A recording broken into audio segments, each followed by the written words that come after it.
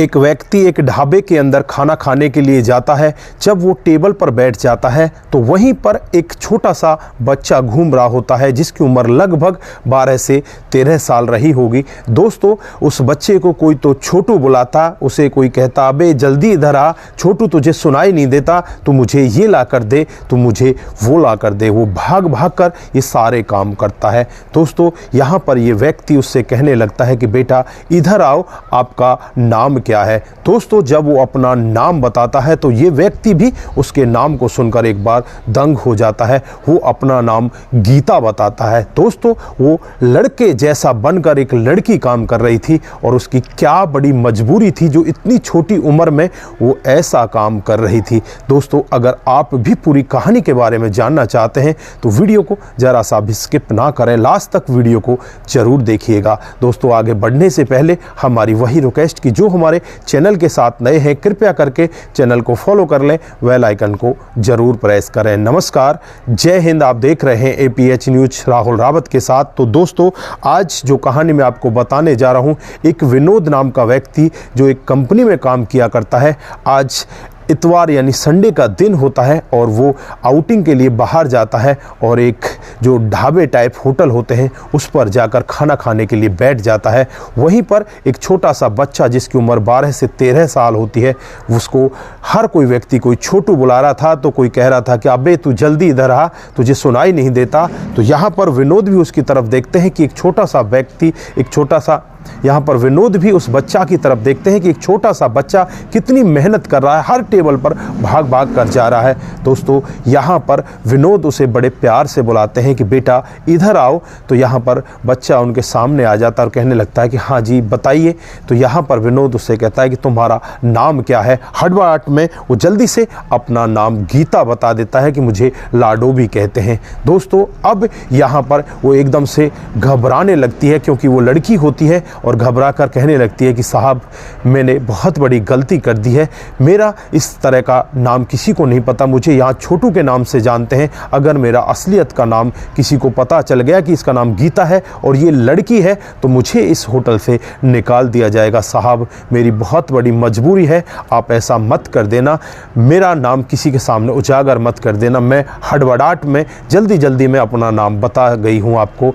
तो यहाँ पर विनोद कहने लगता है कि बेटा मुझे तुम्हारा नाम बताने की ज़रूरत नहीं है, तुम ऐसा करो मेरे लिए खाना लगवा दो। तो यहाँ पर विनोद के लिए वो खाना लगवा देती है और उसके बाद जब विनोद उससे पूछताछ करने लगते हैं कि बेटा तुम्हारे साथ में हुआ क्या है, क्या मजबूरी है, तुम्हारी तो पढ़ने लिखने की उम्र है, तुम यहाँ पर काम क्यों करती हो। तो यहाँ पर वो लड़की बताती है कि मेरी माँ भी यहीं पर बर्तन साफ किया करती है, अगर इस होटल के मालिक को पता चल गया कि इसकी लड़की यहाँ पर लड़का बनकर काम कर रही है तो वो मुझे होटल से निकाल देगा, मेरी माँ को भी निकाल देगा, हमारा घर परिवार कैसे चलेगा। मैं पढ़ाई को छोड़कर भी यहीं पर काम करती हूँ क्योंकि मेरे पिताजी जो हैं वो राजमिस्त्री का काम किया करते हैं और कुछ दिन पहले ही उनके पैर में फ्रैक्चर आ गया जिसकी वजह से अब वो घर पर ही है, पता नहीं कितने दिन वो घर पर रहेंगे, का सहारा यहाँ पर लगा रही हूँ क्योंकि हमें अपना घर परिवार चलाना है। दोस्तों, उस छोटी सी बेटी की बातों को सुनकर विनोद बहुत ही ज़्यादा भावुक हो जाता है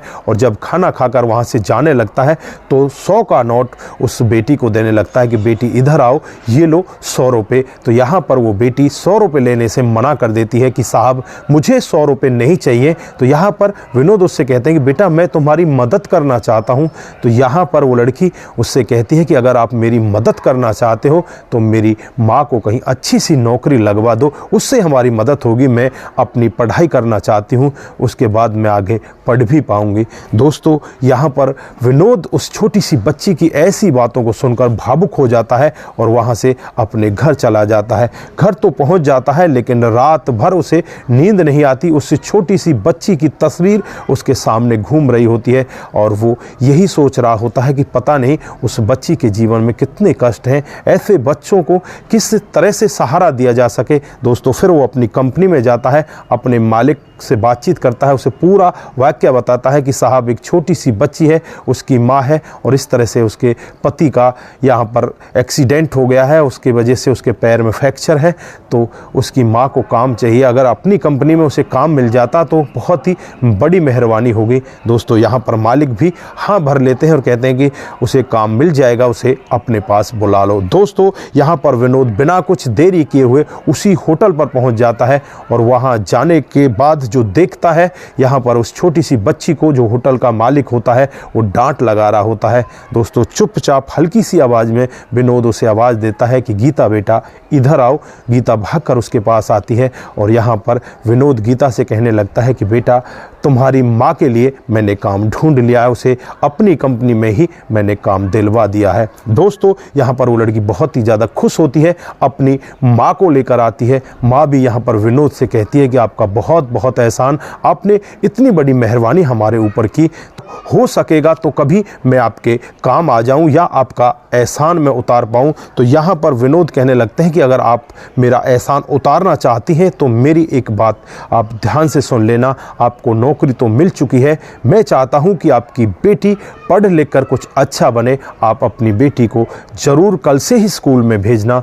दोस्तों यहाँ पर माँ की आंखों में आंसू आ जाते हैं, बेटी यहाँ पर बहुत खुश होती है और विनोद के भाग कर गले लग जाती है और कहने लगती है कि अंकल जी आपका बहुत बहुत धन्यवाद। तो जो गीता होती है अपनी माँ के साथ अपने घर चली जाती है और जो गीता की माँ होती है अगले दिन से ही उस कंपनी में काम पर जाने लगती है। इनके दिन भी अच्छे से गुजरने लगते हैं और जो गीता यानी कि इसकी बेटी होती है वो भी एक स्कूल में पढ़ने लगती है और इनका जीवन बड़े अच्छे से बीतने लगता है। तो दोस्तों ये थी आज एक छोटे से बच्ची की कहानी जिसने 100 रुपये लेने से भी मना कर दिया। बहुत ही ज़्यादा खुददार थी वो लड़की, उसने ये कहा था कि मुझे इस तरह की मदद नहीं चाहिए, अगर आपको मेरी मदद करनी है तो मेरी माँ को काम दे दीजिए, मैं अपनी माँ के काम के पीछे पढ़ाई भी कर सकती हूँ। दोस्तों उस छोटी सी बच्ची की इतनी ज़्यादा समझ होती है जिसकी वजह से विनोद कुमार बहुत ही ज़्यादा भावुक हो जाते हैं और उस लड़की की माँ को नौकरी दिला देते हैं। दोस्तों उस दिन के बाद से उनका जीवन बड़े अच्छे से कट रहा है। ये कहानी हमें ये शिक्षा भी देकर जाती है, अगर ज़रूरतमंद की हम अगर सहायता करते हैं तो वो बहुत ही अच्छी बात होती है। दोस्तों जिस तरह से भी हमसे बन सके हमें ज़रूरतमंदों की सहायता करनी चाहिए। यहाँ पर विनोद ने बहुत ही अच्छा काम किया और उस छोटी सी बच्ची के लिए भी यहाँ पर बार बार मैं तो यही कहूँगा कि वो छोटी सी बच्ची भी बहुत ही महान है जो अपनी माँ के साथ ऐसा काम कर रही थी, भेष बदल कर, यानी खुद लड़की होते हुए वो लड़का बनकर काम कर रही थी। दोस्तों ऐसे स्वाभिमानी बच्चों के लिए दोस्तों मैं तो एक बार सलूट करना चाहता हूं। बाकी आपकी क्या राय है, आपकी जो भी राय है एक बार कमेंट बॉक्स में ज़रूर दीजिएगा। दोस्तों आज के लिए बस इतना ही, फिर मिलते हैं किसी नए मोड के साथ। तब तक के लिए आप अपना ख्याल रखें, परिवार का ख्याल रखें, सतर्क रहें, सावधान रहें। नमस्कार, जय हिंद, जय भारत।